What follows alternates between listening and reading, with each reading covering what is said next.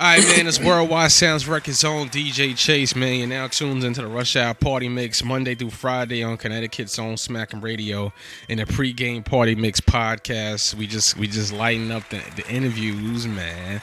But today we got the dopest comedian. I got like mad comedian friends now, so I got one of the most talented, definitely one of the most talented comedians that I know.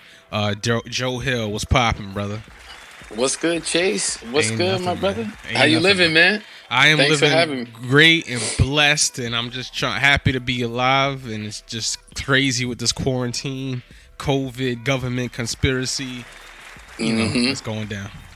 Shit is, listen, like Cardi B said, shit is getting real. It's definitely getting real, brother. It's definitely getting real, You know, man.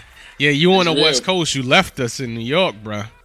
Yeah. I went over to the West Coast because New York don't got their shit together at the moment, you know. And you know, don't get me wrong, I could get back on the plane, but I think I'm gonna be here for another couple of weeks, you know, with the fam. Yeah. And then I'll be back in New York. But yeah, man. Well, I'm gonna tell you first. I'm gonna tell you firsthand. You ain't missing nothing, bro. You ever seen? Now, you ever seen Escape from L.A. and Escape from New York? Yeah. Okay, this is Escape from New York. Yeah, it's bad out here. I don't know what it's. I mean, I think we'll get it under hand and get it under wraps in a few months, but it definitely shook everybody up in our reality. So we all fucked up in the game right now. Real talk, man. So I want to ask, the first question I have for you is, now I know you're a comedian personality. What made you get into comedy? I think for me, you know, I've always been naturally funny / like entertaining in terms of like providing that laughter or those jokes, and you know, as a kid. And I think, I don't know, it was a transition when I got into my early 30s where I was producing and always, you know, hosting events. And what happened was I was actually on a date, and I said, you know what, I can actually do this comedy thing and host it. And you then serious? fast forward, You serious? I'm dead serious. I went to a comedy show on a date back in like 2010. Yeah. And you know, I was hosting stuff and being funny during hip hop shows and music productions, but I said, damn, I could host a comedy show. I'm a fan of comedy. I love the greats, the Richard Pryor's, the Bernie Macs and all that. So I started hosting my own productions, and you fast forward now, you find yourself writing your own material, producing your own specials, and creating your comedy mixtapes now. So it's real now. Yeah, my fault. Somebody was texting me. That's crazy. I'm like, yo, what? That's random. So you just randomly, there's no background in comedy. There's no background in it. You just woke up you just went on a date and said that I could do this better than the other person. I had always, listen, I mean, I always watched comedy. I watched television shows, whatever, it was Martin, and I always felt like I could do it. But I'm not going to sit here and say, yo, I've been studying this shit at 16, because I wasn't. I don't get me wrong. I've watched Comic View and things as a kid and as a teenager, but never to put it all together until I stepped into the light of wanting to do it. And then I was like, you know what? Yeah. You got this, you know? That's really what it comes down to. You know why it's funny you say that? I'm like, yo, Joe Hill's like 6'5", 6'6". Why is he a comedian? Like, you could have been balling. Like, so I'm like, all right, where did the comedian gene and the comedian just the vibe come from Joe Hill? I'm like, why he never was balling? Like, yeah, I mean, I'm gonna say this: it did come from hosting a lot of events, and like I was saying, I used to host a lot of hip hop events, a lot of or MCing an event, and you know, from that, you just got to figure out a way to match those stage skills with the funny. You know what I'm saying? And then once you can put them together, and I think that's where I started to see it, because I would say to myself, wait a minute. I have the stage presence, you know what I'm saying, and all that comes with that. Yeah. Now, if I can put the written material with that and put that into one, then you got something. So that's really how it came together. That's crazy. I would have never thought that. Funny. Me knowing you, I would have been like, yo, Joe's been doing this for like for like 15 years. He came up doing this 10 years. He grinded like that.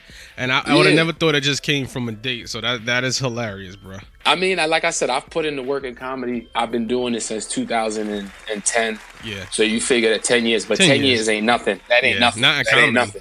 You know what I'm saying? Not in entertainment, period. Not even just comedy. Yeah, man. So do you still get butterflies when you hit the stage? Do you get nervous when you get on stage? Oh man, that's a good question. Do you get butterflies? I think you should, and for me, yes. And that just reminds you that you're human, And I don't think it's nerves. I think it's excitement mixed with anxious. Well, yeah, you could call that butterflies, but never nervous. I think it's more you're more anxious and excited. Yeah. And I think that's how you're doing this from a real place. Because if you're not getting them feelings, then I don't know what to tell you. Gotcha. Nah, same with DJing, man. And with that being said, in the comedy world, I know my pops used to have me watching Robin Harris all the time, and he cracks jokes on me, and my family's just a bunch of jokesters. So do you feel like in 2020 that you have to, with the sensitivity issue and the morality now that's so affecting what people say, as opposed to you're guilty about what you say and not what you do now? Do you feel like you have to adjust your jokes to the sensitivity? I think that's the old way, the old school way of thinking in comedy, because you want to be sensitive to folks. But I think at the end of the day, comedians are the only people or artists per se that can voice how they feel about any topic, and you can't take us seriously.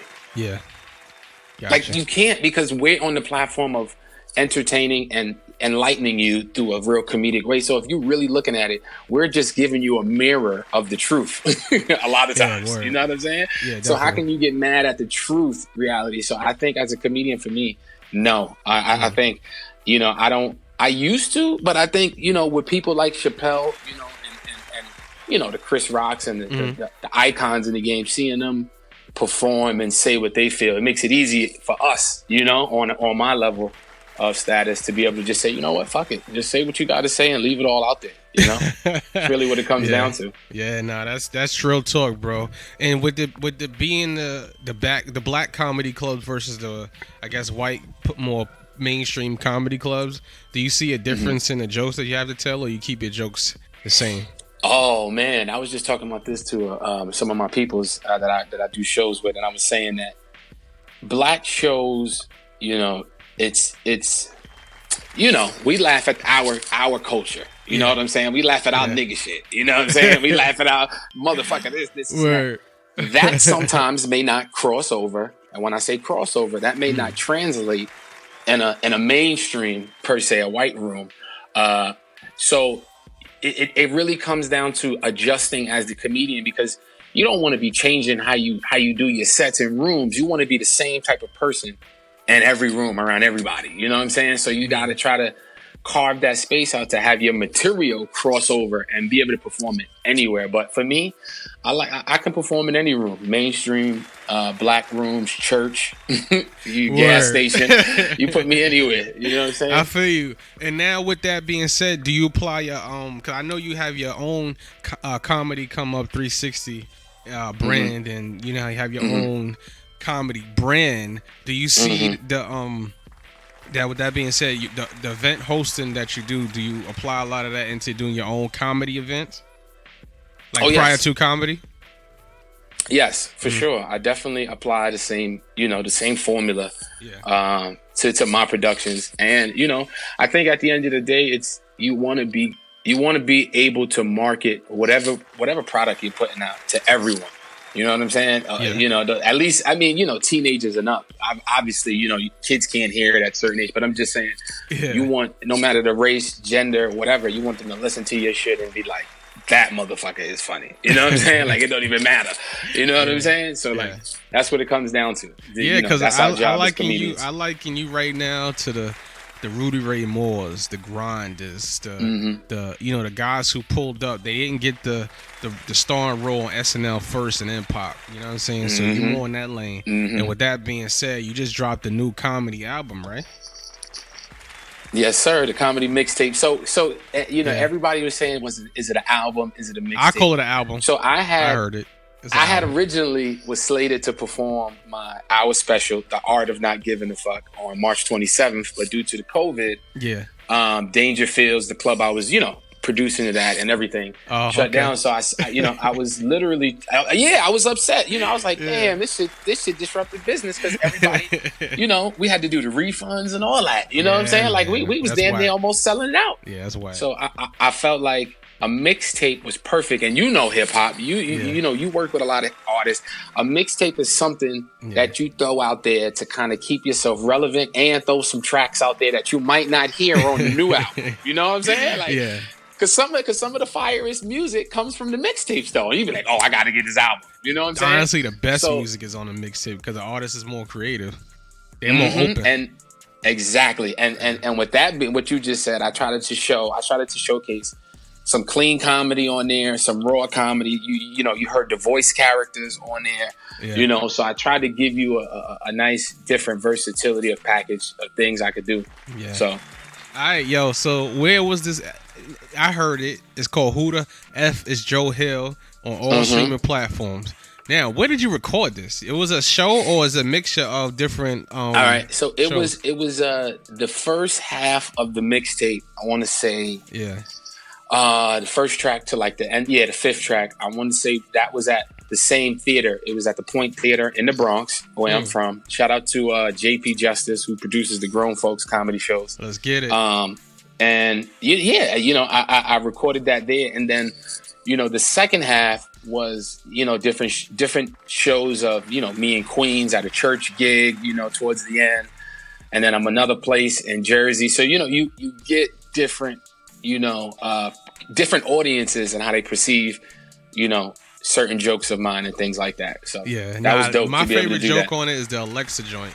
And I'm not skipping through it. I'm the Alexa joke because I'm sitting there listening to it. I'm like, what is he talking about? And then he's like, Alexa she's like the girlfriend in the kitchen that you want to tell you everything that you want to hear. Yes, that's a fact. That's a fact. Yeah. And I think, you know, listening to that track, that's a great example of trying to paint the picture of Alexa being that you're listening to it. You know what I'm saying? So if you can listen to that audio and really see that picture of Alexa talking back from the speaker, that's the writer, you know, and that's how you get that to visualize it for the audience. Yeah. It was definitely, real, you know, that joke was tight. I'm like, yo, I'm listening to it. I'm like, yo, this is so relatable because I have an Alexa that my wife never uses and I bought it, but she talks to me. I plug it in every now and then just to make me feel better about my day. Well, here's the funny part. I added to that, you know, joke because I performed that a few more times, and I say, you know, when you have the fellas over, I said I had the fellas over for the Super Bowl, and here she come out the back room talking about, I thought you didn't like Lamar. I'm like, bitch, shut up right now. You said you don't chip in. I said, be quiet right now. Word, yo. So now that's super fire, bro. And I just want to, you know, give you your flowers, as they say, you know, while you here, bro, because we going through a tough, tumultuous time right now. And with that being said, also Joe Hill. Now, I know you seen? I'm not sure if you've seen it. The Dolomite movie on Netflix by Eddie Murphy. Yes, I did see it. Okay, did that inspire you to put this project out, to realize the grind and step the skits up and the viral comedy game up? Because I know everybody was getting on Kevin Hart about his come up, you know, applying, you know, digital marketing to his comedy to filling venues up. Now, do you feel what you releasing this album is that in the same lane as the bootstrap and the grassroots hustle as those Dolomite and Kevin Hart? I think definitely you want to create your own residual platform for you to, you know, get your royalties and get your money. So I think definitely you're inspired from what we see, especially Kevin Hart. You know, Kevin Hart is a great example of somebody that's creating a platform, but not only creating a platform, he's bringing his peoples up with him and making sure that they're coming up to the top. So I think, you know, depending on who you align yourself with, definitely you want to produce like that and create a situation where it's not just comedy. You know what I'm saying? It's more than just stand up. You know, it's writing, it's producing movies, short films, you know, content. It's just, you know, it's so many avenues of it. You don't want to limit yourself. Yeah. And let me ask too, do you have a ghostwriter or do you have a collaborator? Like, you know, Pryor had Paul Mooney, Chappelle had Neil Brennan. So do you have do you write all your jokes or you just have a collaborator? So I definitely write my own material. I think we all in comedy are inspired from stuff that was said in the past, from, you know, and then we try to, you know, write our own stories within that. But I think all of my material is definitely written. I mean, I've been writing since 2010. like literally writing down jokes. And Yeah. I got one of them old Lord of the Rings books, you know, the leatherbacks. How where do you gotta write get it? the How do you feather- write it? feather pen. My fault. Cut you, not to cut you off. No, how no, do go you ahead, write go a ahead, joke? go ahead. All right, so everybody has their own formula of Yeah. how they write a joke. But for me, you know, I'm more like, if I could break it down to you, like if instead of me writing out the whole entire joke, I leave it open for my interpretation of how I may want to perform it. Yeah. So I may write like a one-line bar of something like Alexa, you know what I'm saying? Or like grandmothers used to be reliable. See that line right there can take me anywhere on stage. So I don't know. For me, I have it how I want to perform it in my head and how I write it out. But I think it's also relating. It's easier to perform comedy for me that's relatable and things that we observe. You know what I'm saying? Instead of trying to write this whole misdirection. Now, don't get me wrong. You know, you can do that with certain stuff, but I think, you know, as you grow in comedy, you can definitely do it more like that. Yeah, I feel you, man. And do you feel it being an independent comic with no cosign and just, I guess, technically starting out? Do you find it like difficult? Do you, like when you have? Excuse me, not do you find it difficult? Do you have any difficulties getting, more gigs or getting more press and promo? Because everybody's a rapper. As soon as they look at guys like us, oh, you're a rapper, or you do something in music. And it's out of the ordinary to do a comedy, especially as a black comedy now, because a lot of the older vets are aging out, you know. So it's not too many young our age and younger that's comedians. Do you have any hurdles that you face? You know what? I have here and there, depending on, you know, what type of event. But for me, it's different. You know, I didn't start the traditional come to New York or born and raised in New York trying to do stand-up comedy and that's it. Like, you know, people don't know, people that do know, I've worked in the Board of Education for over 17, 18 years now. And still do. You know what I'm saying? So for me, it helps me by having these networks of different people to come and continue to kind of breathe life into your shows. And, you know, it gives you more people to network and market to and things like that. So I think having a life outside of comedy that's totally separate, a career, allows me to blend that in times to kind of infuse, you know, an audience a lot of times. So I don't think for me I've had hurdles. It's just more so, you know, with the COVID happening, obviously nobody can do anything. You know what I'm saying? So I would say, stuff like uncontrollable stuff like that. Okay.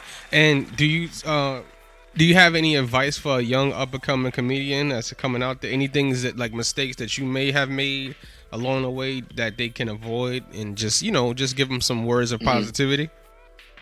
Yeah, I think if you're a young comedian or comedian listening, I think at the end of the day, I think you need to learn all aspects of a comedian. And when I say that, it's almost like if you could relate it to music. You know, back in the day, they would have these record labels would do your deals for you, put the money up, and do everything for you, and all you're supposed to do is show up and perform. I think as a comedian, you need to learn the business side of it. You need to create a package for yourself. You know what I'm saying? Because comedy clubs want to see you performing, and, you know, like a website. You know what I'm saying? Get you a mailing list. You know what I'm saying? Like, I think it's a good time to being a comedian because you can market yourself however you want. You know what I'm saying? You don't have to follow no guidelines of a thing. So I think creating your own network is way more beneficial long term. And it's more organic. You know what I'm saying? Because people rock with you for you. And they find out you a comedian. You're like, oh, it's lit now. I'm going to all his shows. You know what I'm saying? So I think if you're a young comic, just grind. Learn all aspects. Learn all aspects of it. Master it all. Word, man. And do you find it easier to perform in New York, your hometown, or do you find it easier to perform everywhere else? I mean, I did my hour because I was getting it ready in March, and I did my hour in DC in early February. And we did it at the DC Draft House, which is one of the known comedy spots, and it hit hard. You know, that hour hit hard. So I was so hyped to come home. I said, "Damn, I can't wait to come back to New York and perform this hour next month." And didn't get to, but I think in general for me, I think it's always good on the road because you got people that don't know you. You know what I'm saying? Yeah, man. So, that out of town love is serious. And lastly, before we get out of here, man, I need a comedian's perspective. What the heck do you think is going on with these conspiracy theorists saying that the 5G towers with the coronavirus, 5G towers are spreading the coronavirus? these Negroes is making up shit every day. Soon they gonna say almond milk is gonna be the reason why everybody dying. Like it's gonna be some bullshit. Like I don't know. But it's funny because we still watch them shits. I still be listening to them conspiracy theories and believing that shit. So that's the sad part. I need to stop watching it. Man, listen, don't be out there Trump Lysol and don't be taking Lysol shots, man. But nah, I gotta say this too. Like I said before we get out of here. You know, those that don't know, Chase has definitely, been working with me for a while before. So I'm glad to be able to come on and bless the waves right now. And just, like I said, I've been doing comedy in New York City at Caroline's, big places like that, and comic strip.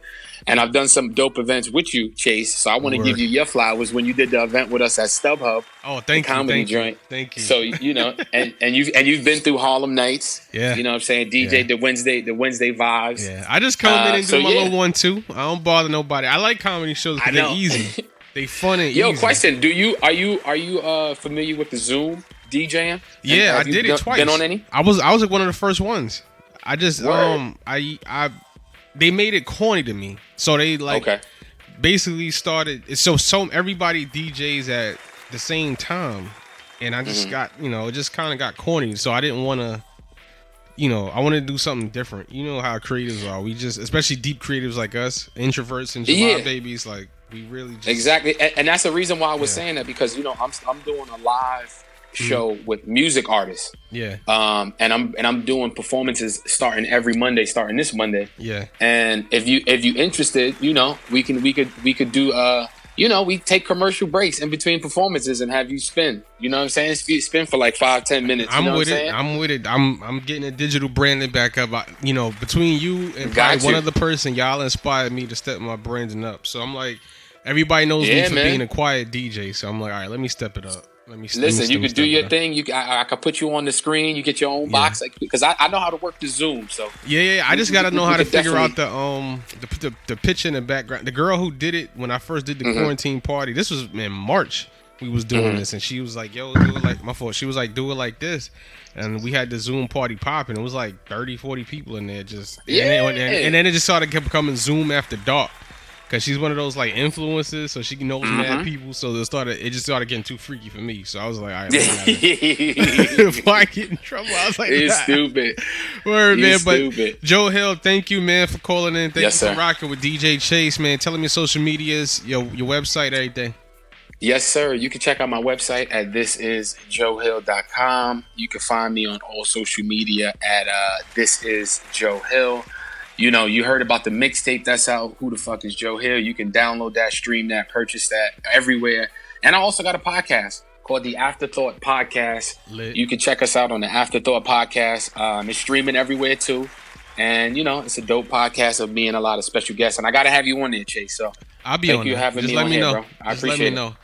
Yeah, man, it's DJ Chase, man. Worldwide Sounds Records. You already know the drill. That YouTube, like, comment, and subscribe as the drill. Patronage, CashApp, $, DJ Chase 2. The Rush Hour Party Mix on Connecticut Smack'em Radio. The PreGame Party Mix on Apple Podcasts, Spotify Podcasts, YouTube, SoundCloud, all that goodness. And it's DJ Chase. Yeah.